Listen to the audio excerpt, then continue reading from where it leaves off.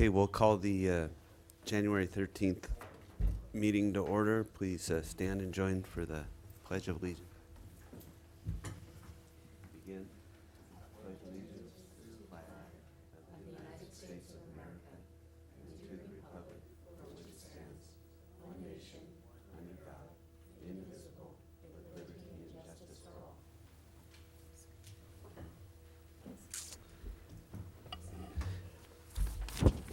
Ms. Graham, if you would read the TV coverage and announcement.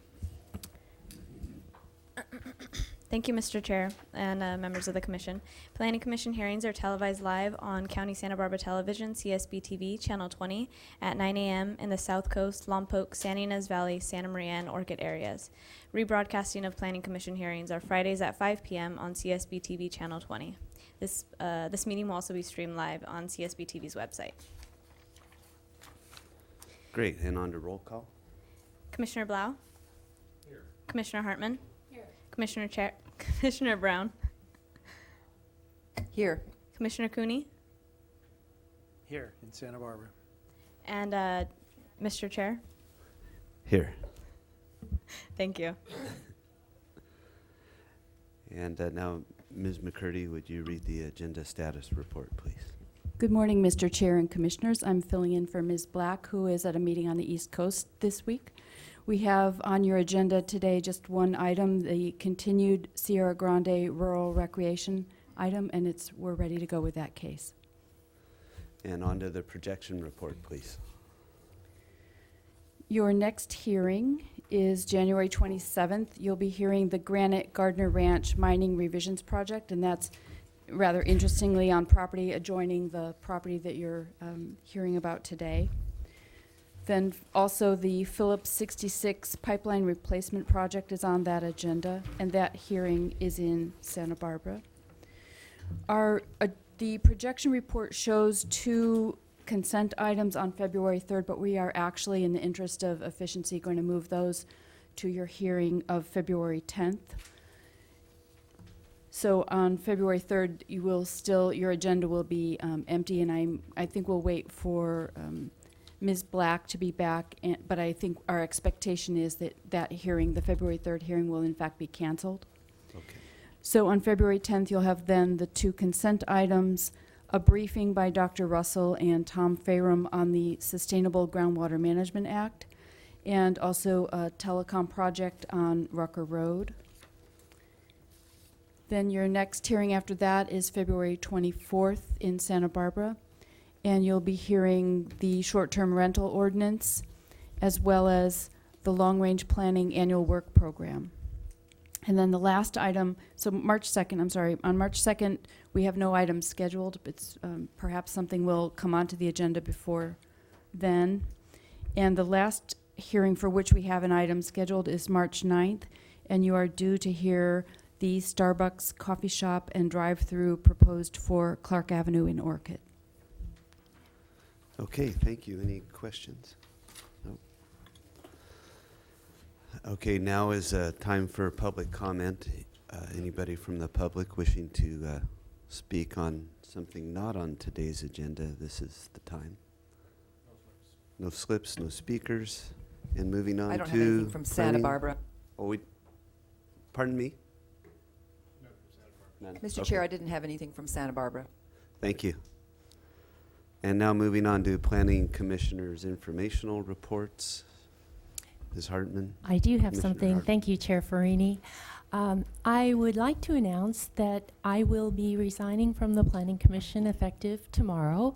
And I wanted to express my great appreciation to all the staff, and especially David Villalobos, who has unfailingly and cheerfully provided everything we ever needed to do this job effectively.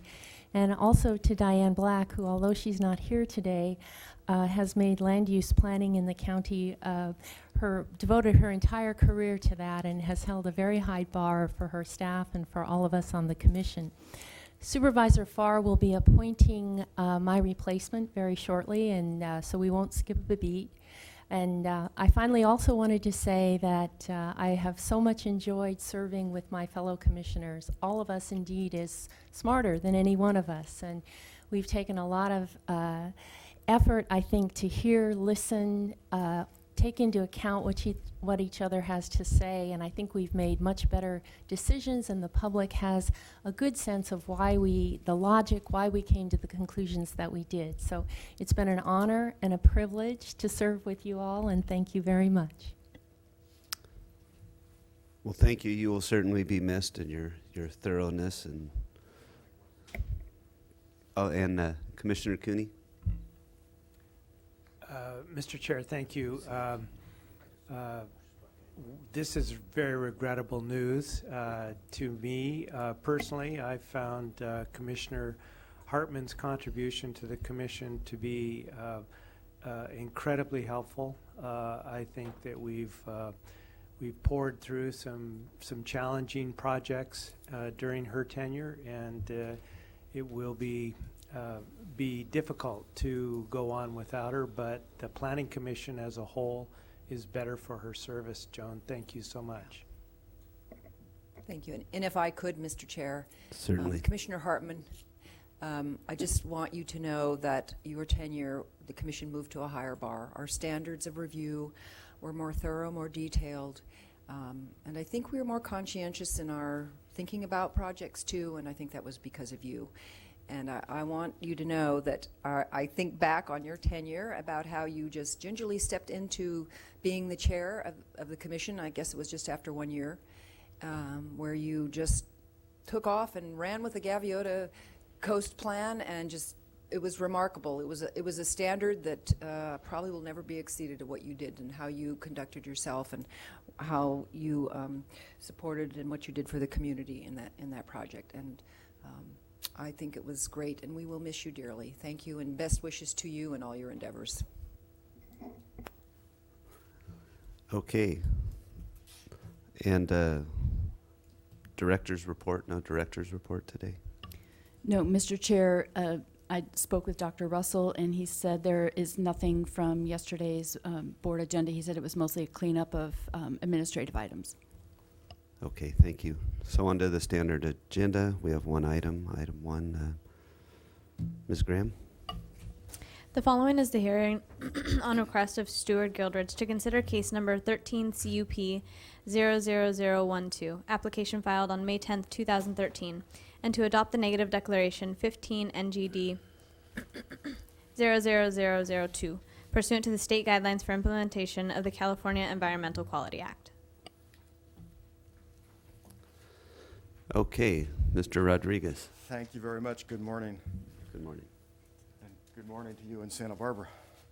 This is a continuation of the Sierra Grande Rural Recreation Project. Last heard on November 19th last year. Just by way of a quick review of the project. Next slide,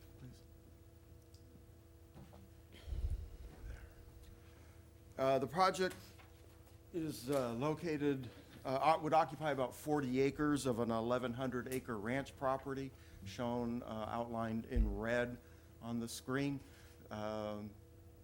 Access to the project would be along a private driveway that crosses the Santa Ynez River, which you can see in the photo also. The project site sort of midway between the city of Solvang and the city of Buellton. Regional access to the project site would be from State Route 246.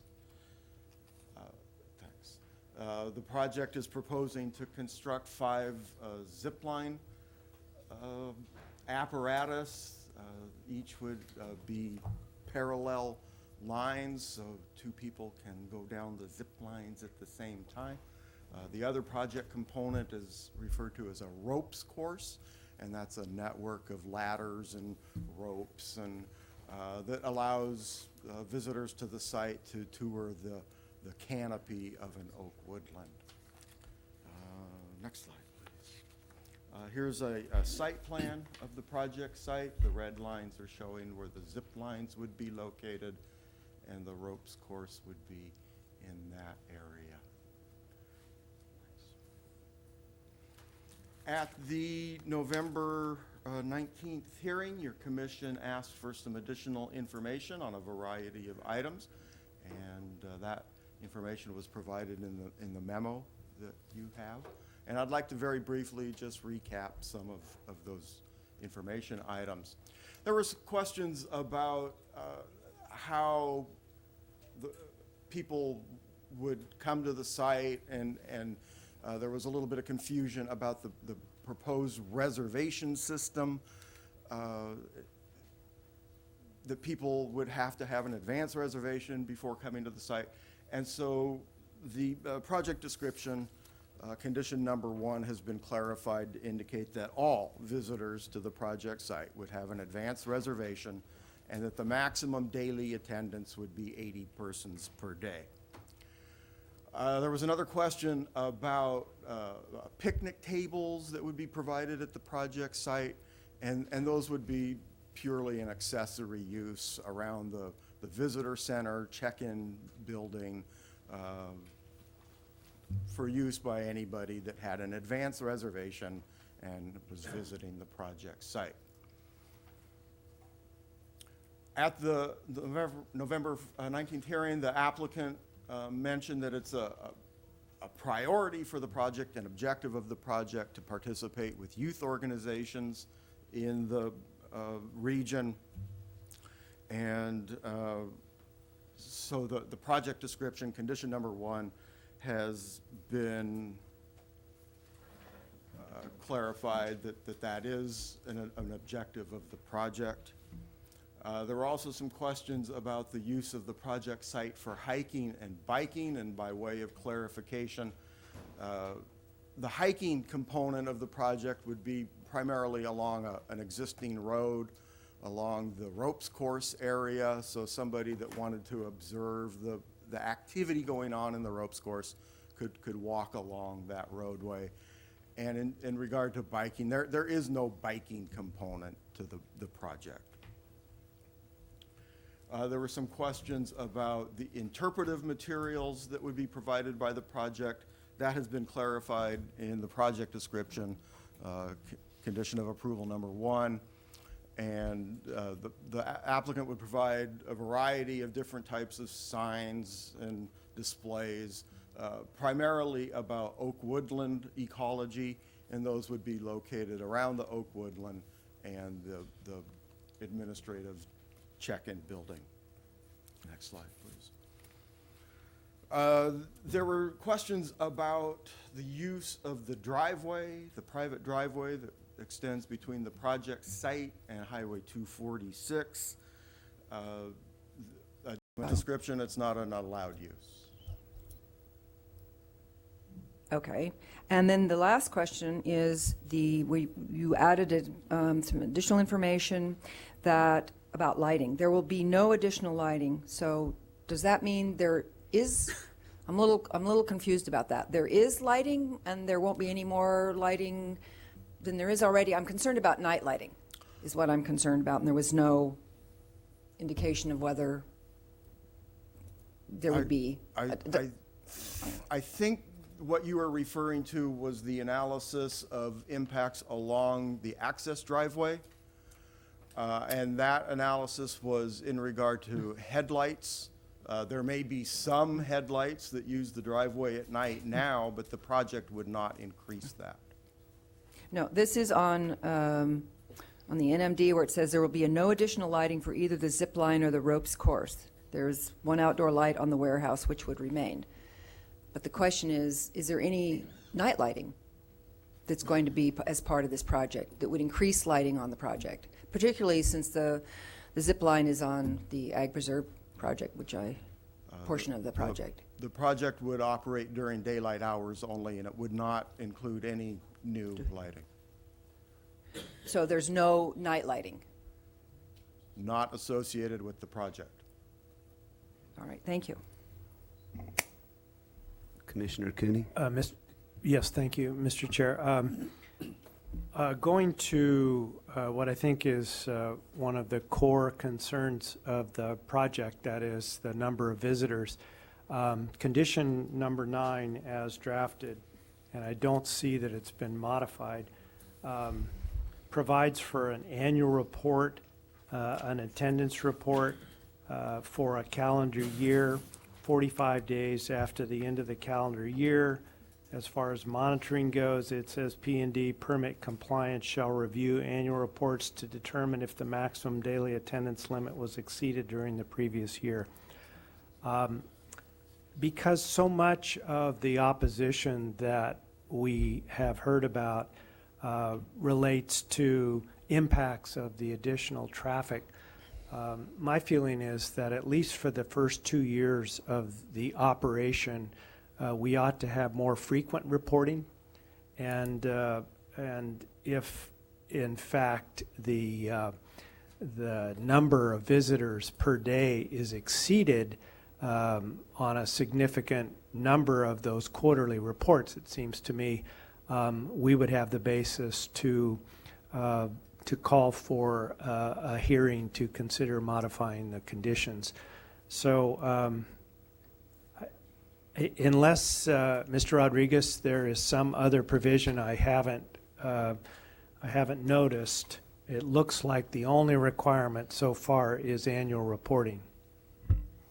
Commissioner Cooney, you've interpreted that correctly, and that would be seems like a reasonable modification to the condition.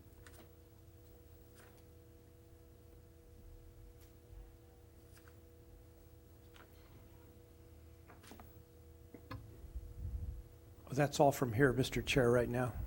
Thank you. Any more questions? I have one. Commissioner Blau. Well, I just have a question for Commissioner Cooney. How often would you propose that the reporting be done?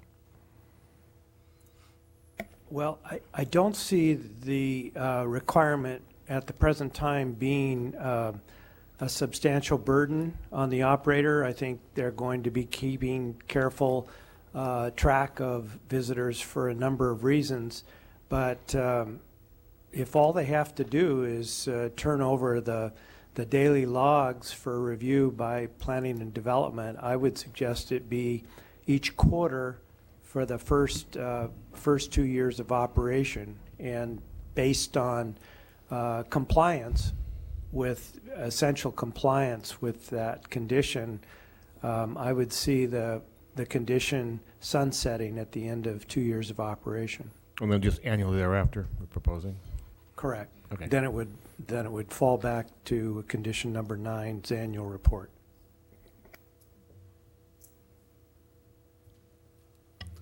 Mr. Chair, Yes. if the commission as a whole is interested in that, I would suggest the easiest way to accomplish Commissioner Cooney's intent would be to put some additional language into condition 9 under the section plan requirements and timing, so that it would read, daily visitor attendance information shall be reported for the first 2 years on a quarterly basis, and then annually for the calendar year, January 1 through December 31st.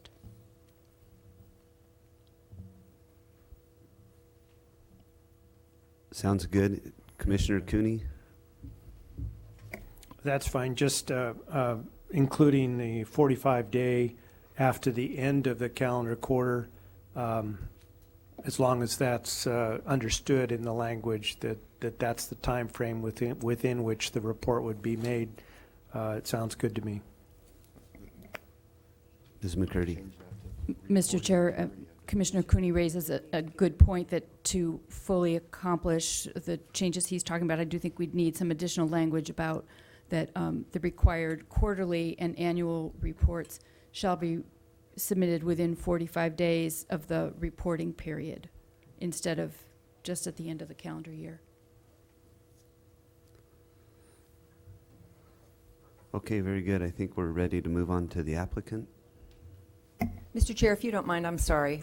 I do have another question. Sure, go ahead, Commissioner Brown. All right, thank you. Attachment F is a letter from Mr. Spiewak concerning annual monitoring of condition of the oak trees. And I was just reviewing the condition number 3, which is about oak tree protection. And I really don't see in this condition that it talks about annual monitoring. And I think that was the point of my question, was that his report sort of talked about that, and now he infirms that that's what is annual inspection, annual post-development monitoring, but the condition is about tree protection during construction. And I'm wondering if I could get some clarity from Mr. Rodriguez.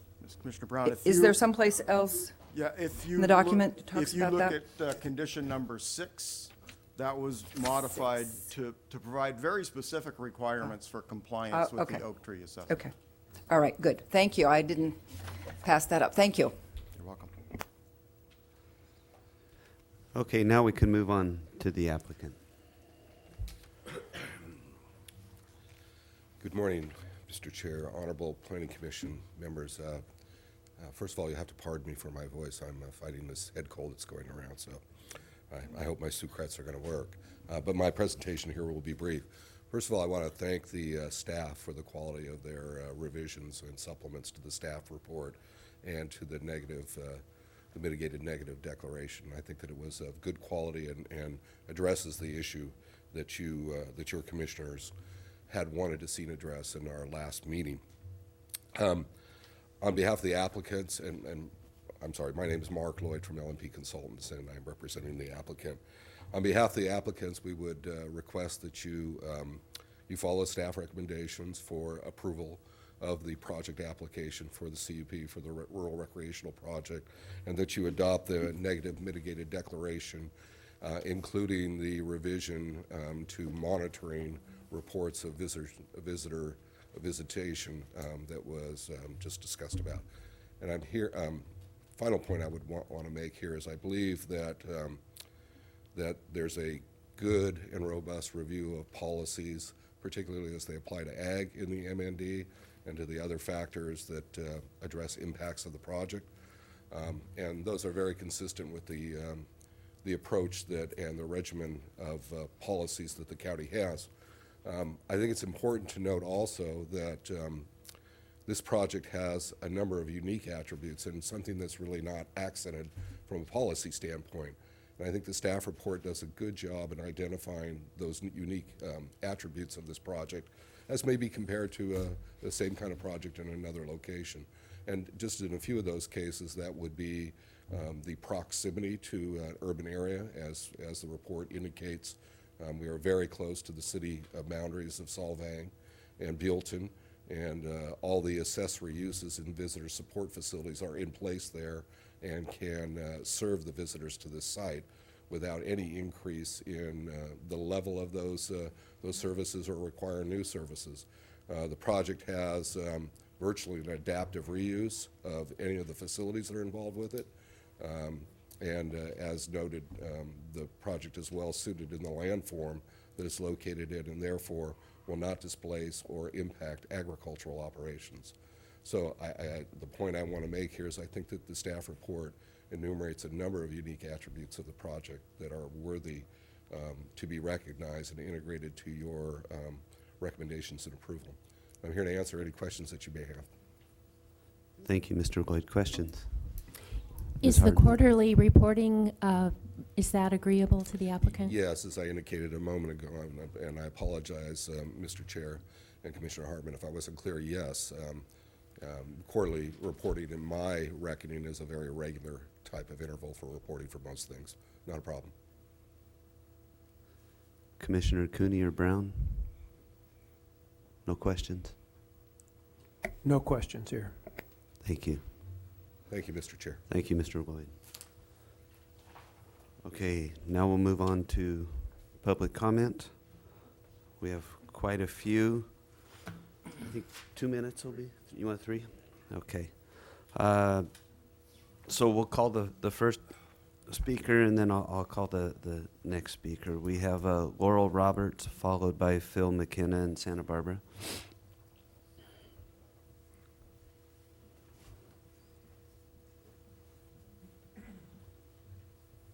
Good morning. I have been living in between Solvang and Buellton for 50 years. My family knows the area very, very well, and 10 of those years I lived on the Gardner Ranch. I know all those mountains because I've ridden them for many years. And I know the wildlife on that mountain, and nobody is taking into consideration the impact that they would have on that wildlife. When I first heard about this, I was just stunned by the fact that nobody's doing an environmental impact. My family's been good friends with the Gildreds my entire life, and I don't have anything against them making money off their property, but what you're going to do to the wildlife is huge. It's going to impact in a huge way. I have a mountain lion that comes across that valley every year and comes through our property in the spring, feeds in our canyons, and then builds her lair and comes back through. And over the last 8 years, 10 years, we've seen this mountain lion starting to get vicious because I don't think there's enough food up on that mountain. So she feeds in our canyon, which frightens me for our horses. I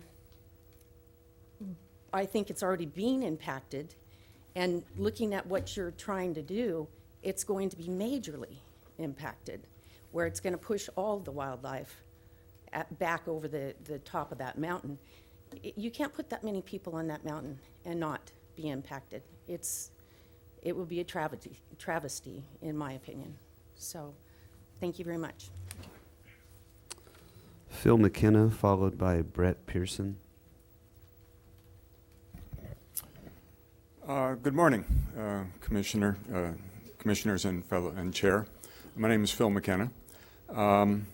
Significant issues exist as to the compatibility and intensity of the Sierra Grande Rural Recreational Project with regard to the Williamson Act and also with regard to agricultural zoning in general. I will assume that the APAC meeting on January 6th had a quorum. I will check that in the minutes. I did object to the fact that the previous meeting did not appear to have a quorum. So I will not linger on that issue at this point in time. I do want to say, however, though, that this is a slippery slope that the county is on in agreeing to significant development and activity on an agriculturally zoned parcel that will change the character of the neighborhood, of the parcel itself, of its use, of the wildlife that was just noted, and the integrity of that agricultural zoning across the entire county. So I would ask this commission to deny this project application because it is going to set a precedent that will significantly impact and potentially change the character of Santa Barbara County. Thank you very much. Brett Pearson, followed by Ann Kane. Mr. Chair, Commissioners, thank you once again. My name is Brett Piersma for Polly Rich Farms.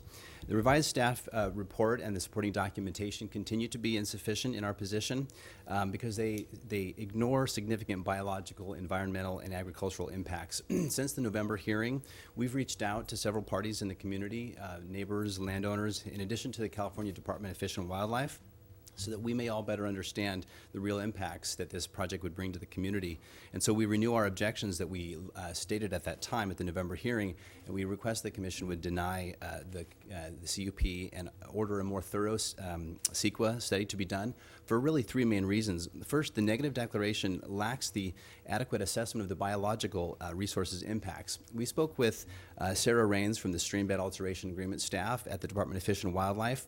She raised a serious concern about the traffic on the bridge that crosses the San Ynez River and the potential for compaction of the riverbed by the increased traffic. Currently, that bridge serves 2 residences across the bridge. We're going to go from maybe 10 or 15 trips to several hundred trips a day. If there's 80 visitors, 160 trips back and forth across that crossing. So the impact of that increased traffic has not been studied. The streambed alteration agreements on file, we've read through those, but they don't address this particular project. Those address the change to the stream bed with the additional culverts back several years ago, but not the additional project that's being proposed here. Ms. Raines also raised a concern about the additional hiking that will take place in the perimeter of the ropes course, which we've heard about this morning already. She discussed that during the wet season there are the development of many streams up in the mountains that have microhabitats, and the additional hiking up and through those microhabitats will have impacts that have not been studied, and so she thought that should be studied as well. Martin Potter is an environmental scientist with the Department of Fish and Wildlife, and he stated that the 1602 Fish and Game Code section review, if this was brought through, would help them to do a more thorough study. And Christine Thompson's also a biologist. She also raised some concerns about the biological study and the sufficiency of it. They were unable to be here. They stated they would not, as a matter of policy, show up and make statements, but we've been in communication, and we certainly could put you in communication with them as well. So in conclusion, we think that this should not be approved because of these significant environmental concerns. Next is the land use development code section that talks about projects should not interfere with agricultural production.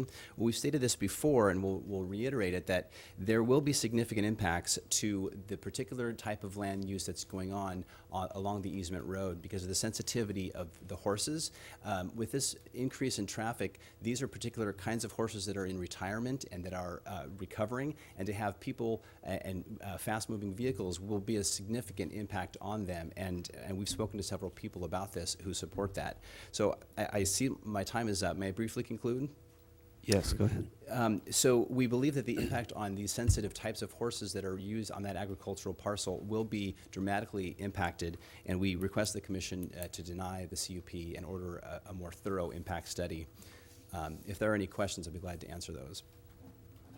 Thank you. Ann Kahn, followed by Jim O'Shaughnessy.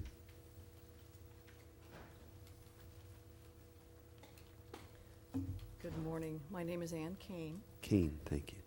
and I'd like to address two of the things that were just mentioned. That I'm an animal lover forever. I never had dolls, only stuffed animals. I'm a thoroughbred trainer licensed in many states. When I first came out to the Valley, I came out because of reading Monty Roberts' book, and I was the first administrator for his learning center. I've been in the Valley pretty much ever since the year 2000, and I love it. And I love the wildlife. I love all the animals, whether they're domestic or wild. And other than the lack of rain, I haven't seen any changes in wildlife behavior. They're not going to be impacted a great deal by these short zip lines. I had a farm in New Jersey with a long driveway similar to the Polly Rich situation, with very hyper thoroughbreds on both sides of the road and pastures. And I never had any problems with traffic. And the one vehicle that I'm aware of that I would worry about if I was a horse owner is what I call the stealth garbage truck that doesn't make any noise until the load drops, and then it backs up and beeps. And I still have ex-race horses. They don't pay any attention at all to it. There's one other point that was covered. No, that's it. I don't think it's going to harm the horses. They get used to a lot of things, and the wildlife is amazing. You know, they go wherever the food is and wherever the water is, and they're going to continue to do that. And I appreciate your time. Thank you. Jim O'Shaughnessy, followed by Chris Swanson. Good morning. So I've spent a lot of time out at this property as well, maybe not 10 years, maybe 7 or 8 lately, and there's a gravel mine that's super noisy and super industrial on one end, and a wastewater treatment plant on the other. It's not noisy. There's a lot of traffic that goes in and out there. There is I can't tell you for certain, but probably the busiest thoroughfare in the valley that goes right down the middle and borders all these properties. And so, you know, I can't imagine that there's going to be any sort of impact to any of the horses or the animals or anything like that. So I disagree with that. I just want to say that that's my opinion. and the good that's going to come from this for the community, for children, for the economy, the low impact. There's construction going on other parts of these properties that are much more impactful by many factors than what's going to happen to this facility. And I can't imagine that there's going to be, this negative impact that's hyperbole to me, actually, that is going to occur from some cars going across a riverbed or something. So this is something that's really important for our community. It's good for children. It's good for the economy. I urge you to vote yes on this. I think it's been years of study and all that sort of stuff, and some sort of EIR requirement would be massively excessive. And somebody said there's a horrible precedent that could be set, or whatever, the other speaker, but if there's an EIR requirement for every sort of thing like this that occurs in any part of the United States, let alone Santa Barbara County, I think it's a waste of money and would be a huge discouragement to people to even buy property and try to use their property. So I hope that doesn't happen, and I would encourage you to vote yes today. Thank you very much. Thank you. Chris Swanson, followed by John Wolsack.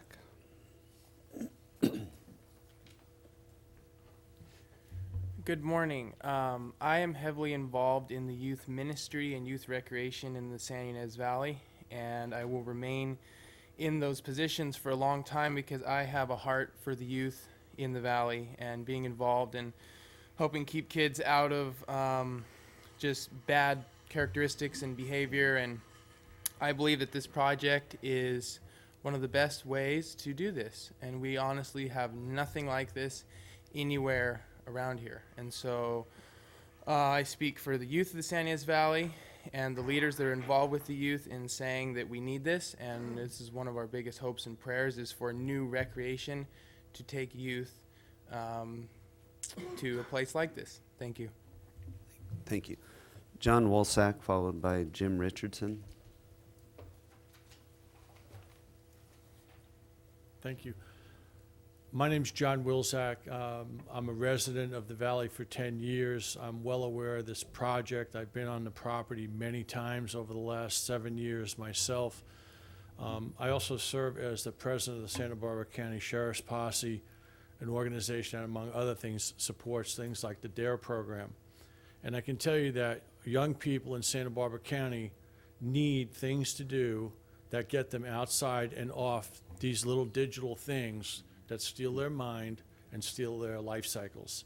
And this is one of those projects that not only is good for the community and good for our economy, but fits in very neatly to a space that otherwise wouldn't be able to do that. I think it's a canard for people to get up and say some horses, and I own horses, that have been standing on property along the 246, maybe one of the busiest roads in Santa Barbara County, okay, running by every day. I mean, you guys know how many tens of thousands of cars go by these properties that are complaining about their horses maybe being spooked by somebody buying down a driveway. It's just a complete canard. Sounds nice, but when you take it into full context, it really doesn't make any sense at all. I've driven across the river. I saw the actual improvements that were done, okay? I know large trucks have driven over that many, many times. So again, the whole idea of saying we need to go back and study whether or not the upgrades that were done are sufficient to handle the traffic that's going through. Nobody's driving tanks across these things to tear that up. Again, it's a canard. It's an argument, an environmental argument to stop a project. I believe that the applicant and your staff's done a great job in explaining the values and also been responsive to your concerns, especially given that they're going to allow increased monitoring and will be in compliance to that. Again, I can only encourage you to support this project because it's the right thing for the Valley. One of the things that we're missing severely in the Valley are recreational opportunities for our young people. Where is our ball field complex? Where is our athletic complex in the Valley? We don't have one. And one of the reasons is because it's very, very difficult to assemble the land to do something like that and the budget associated with it.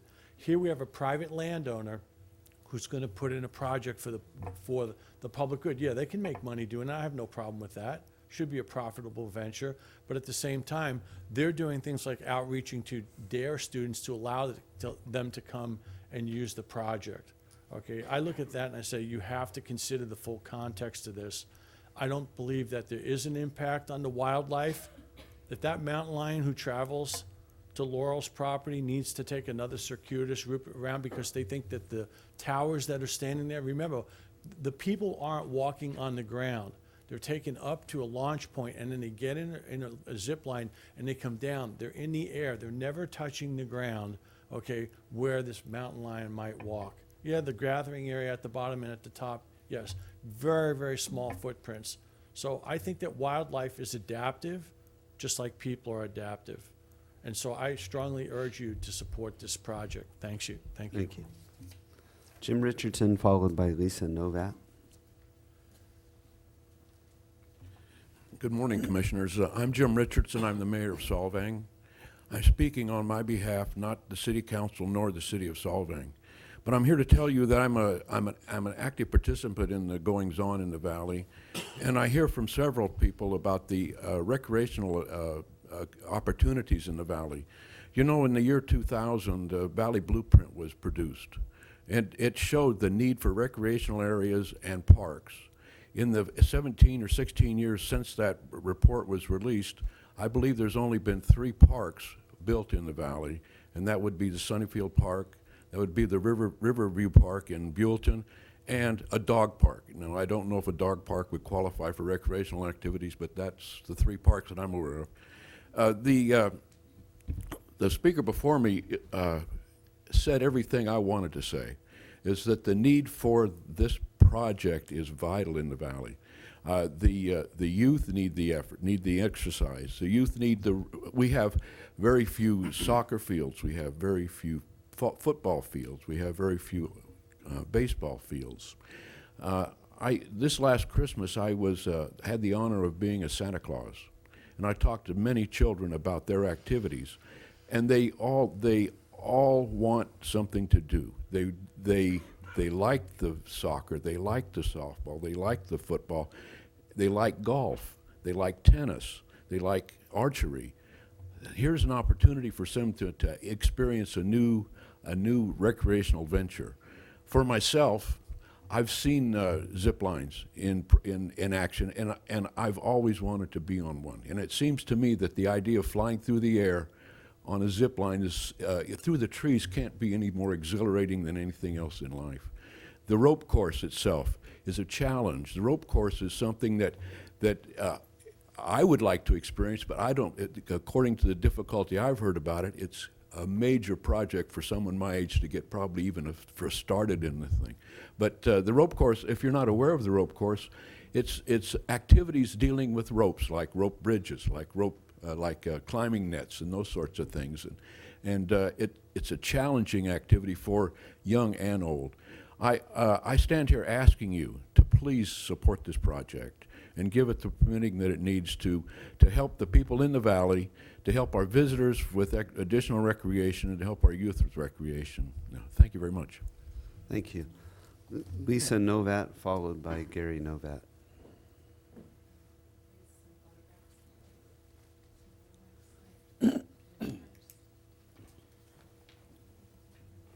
I'm Lisa Novat, and I reside at 500 Highway 101, which is next door to Stu. My concern is the access. It says the primary access for the project would be via an existing 20-foot wide paved private driveway that extends southward from Highway 246.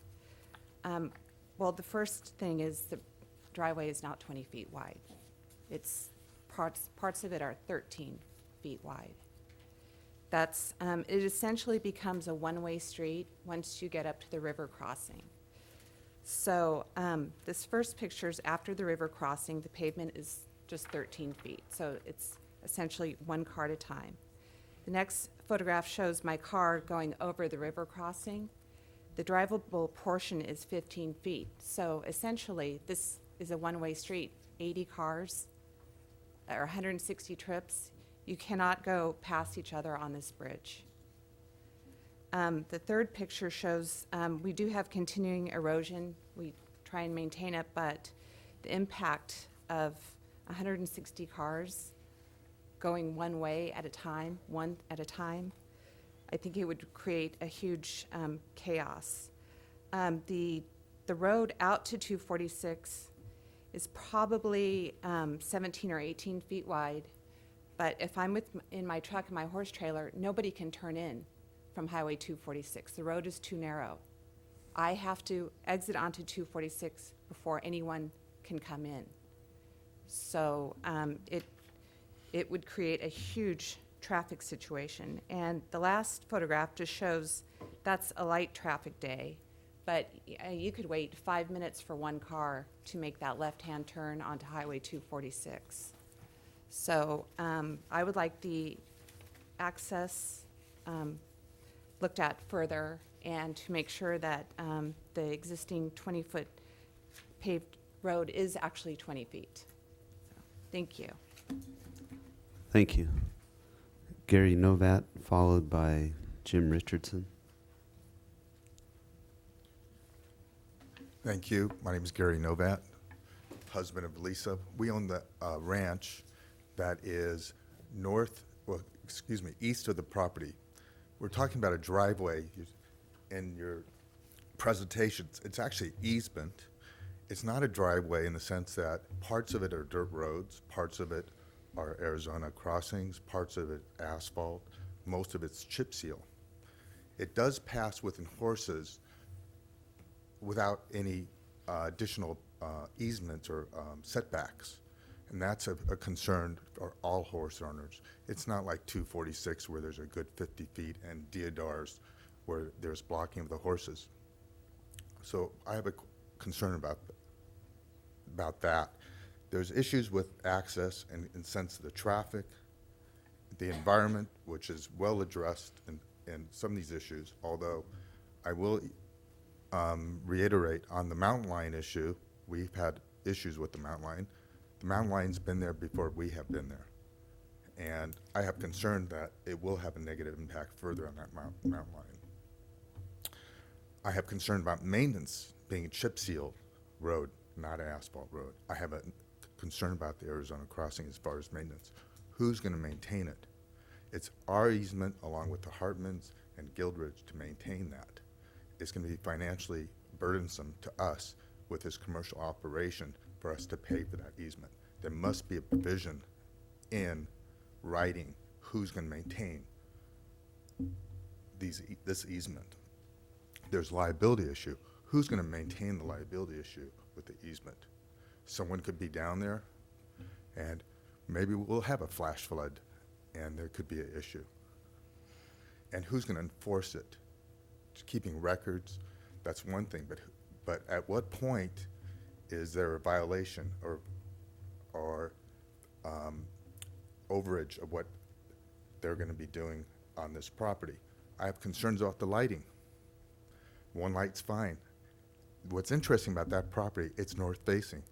At 3 o'clock in the afternoon, lights go on that property. The sun is down in the wintertime. No one's addressed that. There's a noise issue. When you drive that road up, we could hear you down on our property because we're down from that area. In fact, I had the opportunity with my wife. Stu showed us the top, and she was able to hear me. Screaming zippers, you will hear them. That's great, but we should have certain hours and a day of rest. Like every day, Monday through Friday is fine, but Saturday, Sunday, on the weekends. So the time regulation is very important, and I thank you for your time. Thank you. Jim Richardson, followed by Joan Jameson.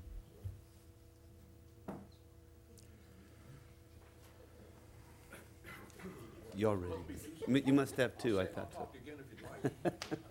Okay. Didn't know if there was another There is. He's like actually named. many personalities. Joan Jameson, followed by Janet Blevins. Hi, my name is Joni Jameson, and like Mayor Richardson, I serve on the Solvang City Council, but I'm here representing myself.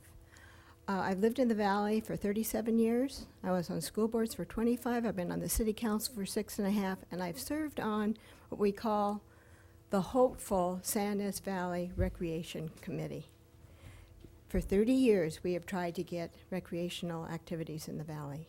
We have been shot down every time by neighbors, by zoning, by inability to finance. I attended the Blueprint Committee meetings numerous times, pleading with them to please put some kind of recreational overlay on appropriate agricultural lands. They said, that's a great idea. We will definitely do that. The blueprint came out and there was not a word about it. We have fought an uphill battle for years in the valley for recreational uses. And Stu has come forward with his funds to try to bring something that is delightful. Can you imagine the memories that would be created for families who come and experience the zip line?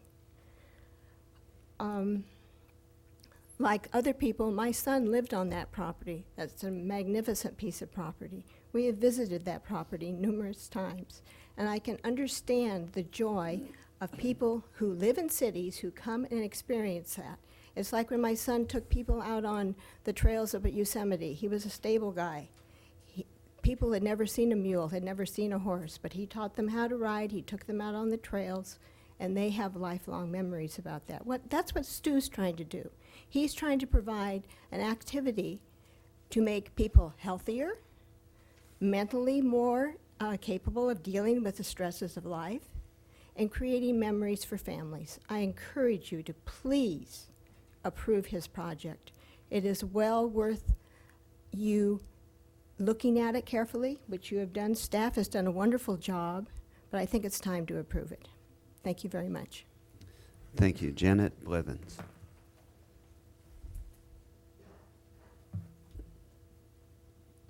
And that's all the speaker slips we have, so if we miss somebody, please come turn one in.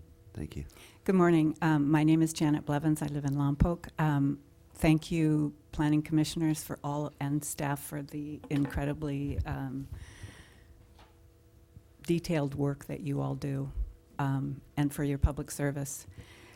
I am thrilled at the idea of teaching young people to enjoy the out of doors without the need for motors or gasoline or excessive noise or dust or any of those other things that come along with projects that have been proposed where I live.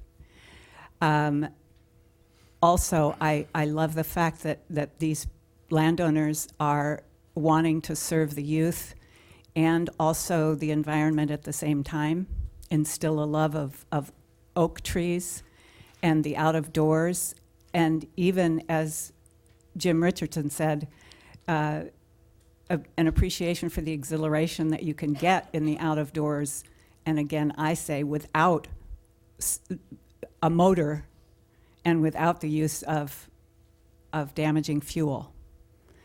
There are always considerations in any kind of project like this. There are yays and nays. People who know me and have listened to me before know that I am a tree hugger, and I think that's a great thing. My son-in-law is a certified arborist and very skilled with ropes. He rigged up a zip line for my granddaughter's 4th birthday party, and I'll tell you what, those 4-year-olds absolutely loved that experience. My 11-year-old grandson is so enthralled with ropes and learning knots from his uncle. We actually bought him a harness for his Christmas present. He's 11. He's going to learn to love to do things in trees and out of doors without damaging the environment at all.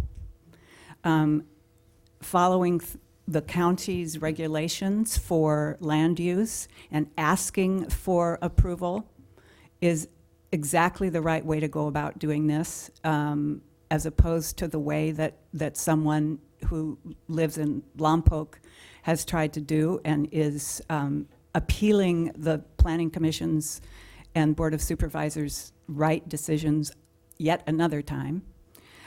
So I just, even in spite of the environmental concerns that have been brought up by people, I am wholeheartedly in support of this project. Thank you so much. Thank you. Seeing no further public speakers, we'll close public comment. And Mr. Chair, can I do a short rebuttal? Rebuttal? Okay. Sure. Yeah, I want to address, and also Chip Wilbrandt, who's our legal counsel, I have a comment too. I want to address a couple, excuse me, a couple of the comments that were made here today. In regards to the road, and there was a photograph shown there, I don't know if we can bring it back up, but I think there was a comment to it being 13 feet, and I believe that on one version of the site plan, it noted erroneously that a section of the road was 13 feet. But I have, and I would also note that the fire department review and conditions of approval and the roads department standards for development of such properties and access ways as this is that, and this was in my testimony at the last hearing, is that you are required or satisfactory surfacing of a driveway or a roadway consists of base, uncompacted class 2 base for roadways and driveways that are under 8%. You need to do asphalt roadways that are between 8 and 15%, and concrete surfacing for roadways or accesses that are over 15%. For the subject project site, all of the road corridors are far below 8%. And for the run that comes from 246, you may remember the photographs I showed you at the last hearing, and I measured it myself. That road is 20 to 22 feet wide and a 60-foot easement. There up at the 246 entry, there are some rosemary growing there that's encroached into the paving about a foot or two on each side, so perhaps the measurement was from the rosemary, but if you get underneath it and get to the edge of the pavement, the roadway is generally between 20 and 22 feet. When you come down to the end of the Polly Ranch Farms property and enter into the river corridor, the road is a combination of paved and chip sealed and gravel or class 2 base roads and meets the requirements. When you cross the San Ynez River, pursuant to the photos I showed you before, that roadway is between 18 and 20 feet.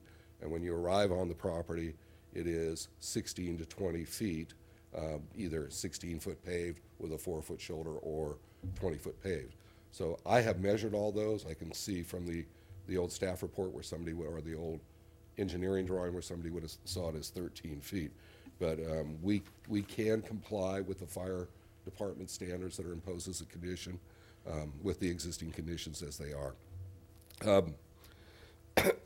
There was also comments that were made as to noise and the impact on agriculture, to specifically horses. And I would point out that in the MND, there's analysis that is done for that. The MND notes that the traffic trips will be at a 42.5 decibel level. Ambient outdoor noise thresholds don't reach significance until they reach 65.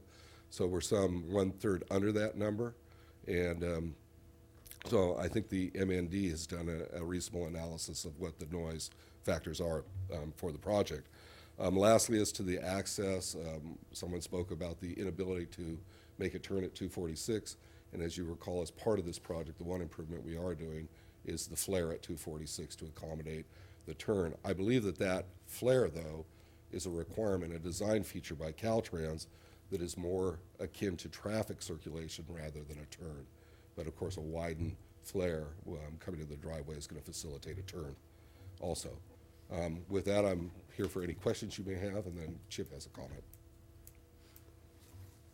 No questions?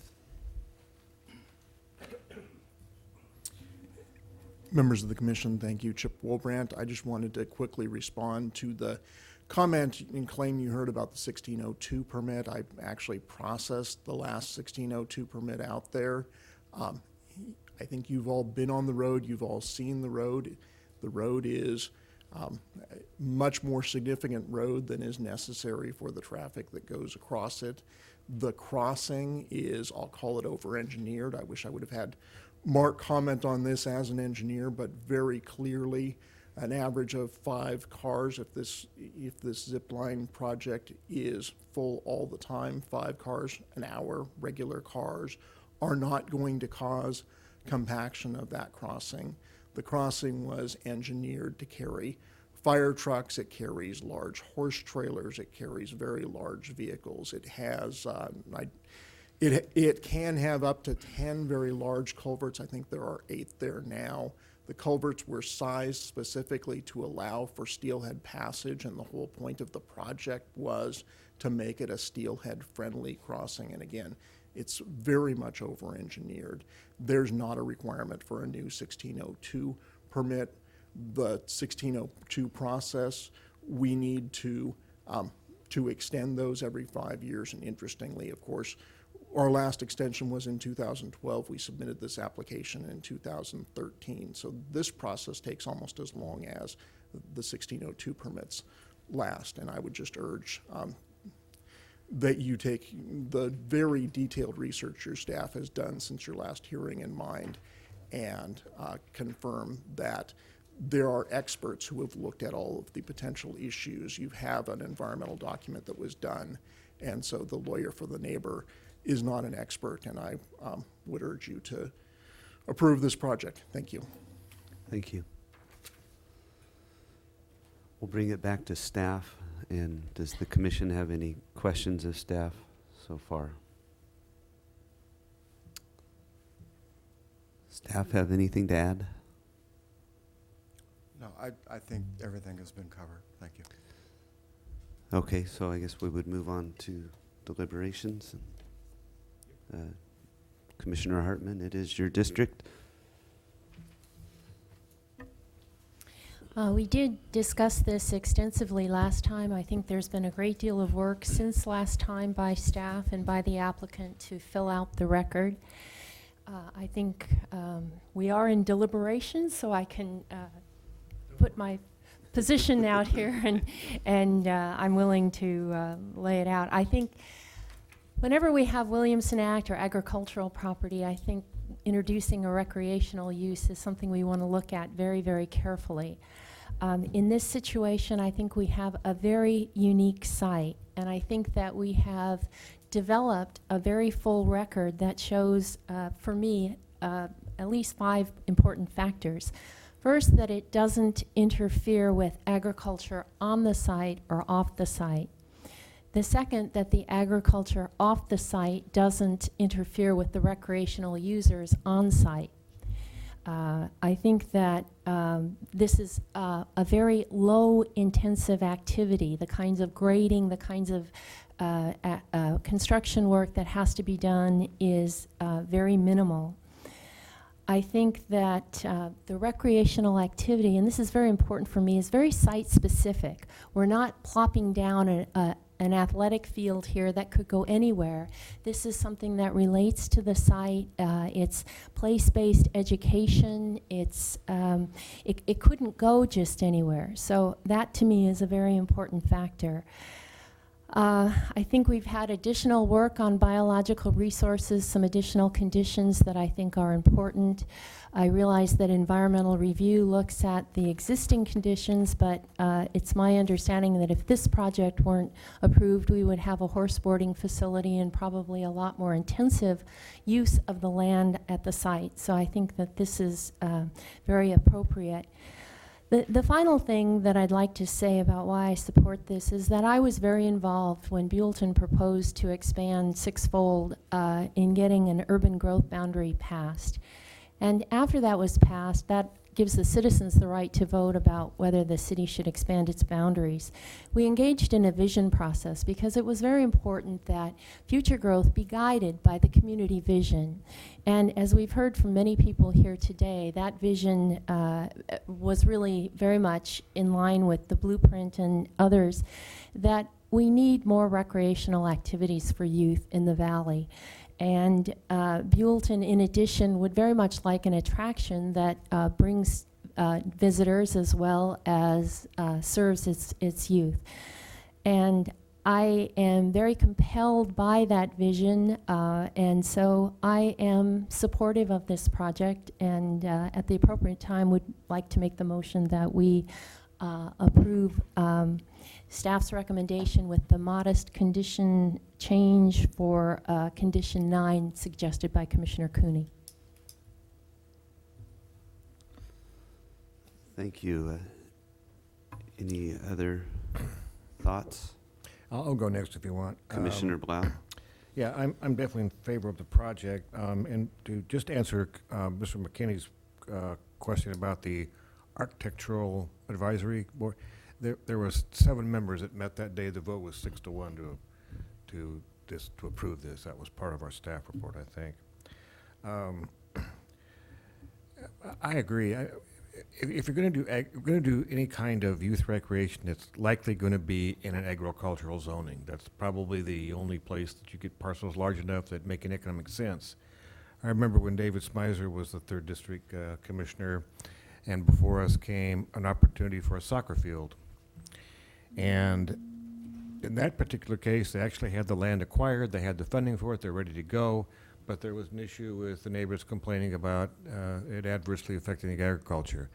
And we had a parade of farm interests come in and tell us that it's an inappropriate place, that there's much better places to find soccer field for in the area, that we'll get one in 30 days, we'll have a better spot for us. And of course, it never happened, it went away, and they never got the soccer field. So again, this is a situation where I think Commissioner Hartman is dead on. This is a very unique piece of property. It's not really suited for agriculture, except maybe for a horse farm, which is probably more intensity of the use than what we're going to be doing here. So I'm definitely in favor of just not lose the opportunity to get some recreation opportunities for children, adults, everybody. So I'm going to support it. Thank you. Commissioner Cooney or Brown? Thank you, Mr. Chair. You know, this is despite the many benefits that this project brings to the community, it's been a very difficult project for me to consider. I'm not well, first of all, I appreciate Mr. Gildred considering the community and his outreach and what he's trying to do for kids and even adults to bring them to this wonderful site and to experience nature. I'm a hiker myself, so I totally get that. I've been even on a zip line, so even though it was sort of frightening, I conquered my fears and I did it, and I would hope that that others would have that opportunity. However, I think that if this project didn't have to go through this private road, I would be in favor of it, notwithstanding the precedent nature setting of the project. I am very concerned about the increased traffic on that road. I don't think when this easement was ever done, and I don't know how long ago that was, it was ever envisioned that there would be this kind of commercial project, this commercial recreational project, and I don't think we really know what the impact of the traffic will be. I suspect that if it's popular, it will be much greater than what we know or what is outlined in our staff report.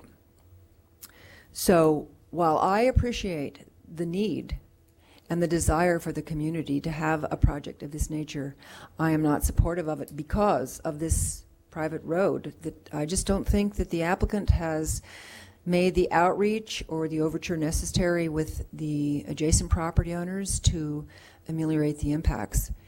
So I'm very sorry I won't be voting for it, but I think that my reasons stand and are particularly the precedent nature setting where I can now see zip lines going in on the Gaviota Coast, and then I think that's the last place that we want to see them. But so that's where I am. Thank you, Commissioner Brown. Commissioner Cooney. Thank you, Mr. Chair. You know, I agree with a great deal of what my fellow commissioners have said before me on both sides. Commissioner Brown, ever vigilant to the risk that has been pointed out to us of allowing any intrusion into our ag areas for purposes of recreation, even passive recreation. Someone commented today that I think a Fish and Game representative had made the statement that there hadn't been an analysis of hiking in the hills around the project, and that should be done before we approve. So, you know, there are reasons to oppose the project here, but the amount of support for the project as being unique and not precedent-setting are what convinced me to support it.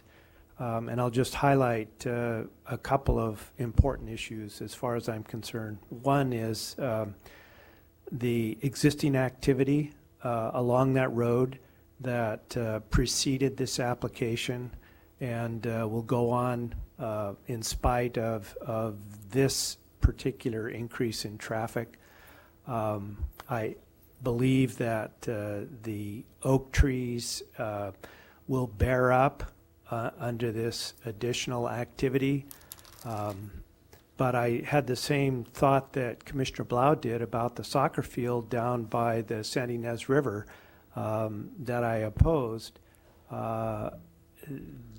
We don't have that situation here. If there was a proposal for a soccer field, even a baseball field in this particular location, I don't believe I could support it. The intensity of traffic, the intensity of use would be too great. And to my experience, the Ag Preserve Advisory Committee has opposed, based on state policy, that kind of intensive use on ag property. I know one field that was put in place by the owners of ag property in Carpinteria that with all good faith and intention to support the youth of the community as well as adults was not approved. It never even made it to the County Planning Commission for approval because it was clearly in violation of the conservation rules. So I see this as a low impact, a light intrusion on the natural surroundings, and acceptable on that basis because of what good it will do. But I want to emphasize that it is a conditional use permit, and if it turns out that our predictions of what impact this project will have are inaccurate, there will be an opportunity for the neighbors to bring it to our attention or anyone else, and it could be back before a future planning commission for revised conditions. Finally, I think the neighbors have the best chance here to modify the use of the project if it turns out to be too much of an intrusion on their peace and quiet. Mr. Gildert has been their neighbor for many, many years, and I think neighbor to neighbor they can solve some of the operational challenges that might occur. So by a narrow vote with myself, I will support Commissioner Hartman's motion to approve the project. Thank you, Commissioner Cooney. I would just add, I think the applicant and staff have done an outstanding job here. They've been very thorough and vigorously reviewing the project. Commissioner Hartman had 5 points that she brought up to support the project. I agree with all of those points. I would go back to what the applicant discussed early on, that the word struck me as very descriptive of the project. It's an adaptive reuse. So you're taking something that had horse trailers and heavier traffic, actually, the old use of the property, and striking what I would say is a better balance by lighter vehicles and actually a lighter use of the property. So I'm ready to support the project, and we're ready for your motion, Commissioner Hartman. I move that we accept staff's recommendation as modified by as condition 9, I believe it is, modified according to Commissioner Cooney's recommendation. And I'll second that. Mr. Chair, I just wanted to point out that Ms. Abrish has prepared the rewrite of Condition 9. It's, I think we can show it. She's prepared it in strikeout and underline, so I'm just hoping that that language meets your commission's intent. I have one more comment. Question? Well, I have Commissioner one more Blau. comment. I want to ask staff, there was reference made to the fact that description or the requirements for a 20-foot paved roadway, that would be, if that's actually what it says, it's not quite appropriate. It should say all weather as approved by the fire department. So if we could make that one correction as well, so we don't have a conflict later on. Because I'm aware you don't have to have pavement, you're right, you could have compacted aggregate, and as long as it's all weather for the fire department, that's usually the requirement. Commissioner Blau, that is reflected in the fire department's condition letter. It does not require a paved road.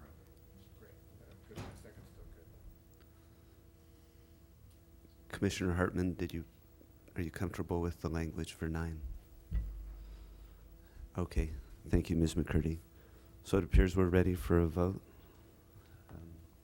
Ms. Graham, would you call the vote, please? Mr. Chair, just want to make a clarification. We were not able to read the language on the screen from Santa Barbara. I have confidence that that staff picked up all the points we were concerned about, and if it's acceptable to Commissioner Hartman, that's fine. But I don't think we need to have it read. I just want the record clear. We did not see it here. Okay, there were some options here. They could email it down to you. They could read it. You're not interested in that. Would you like to take a small break? And It says what Commissioner Cooney was wanting for. Okay. It's getting the quarterly reporting within 45 days. That's what it says. Yeah. Okay, so I think we're ready to call the vote then.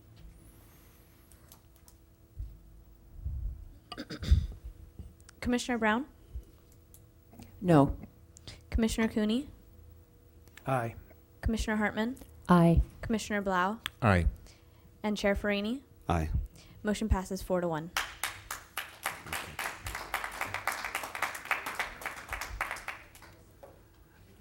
Okay, thank you, and that concludes today's meeting.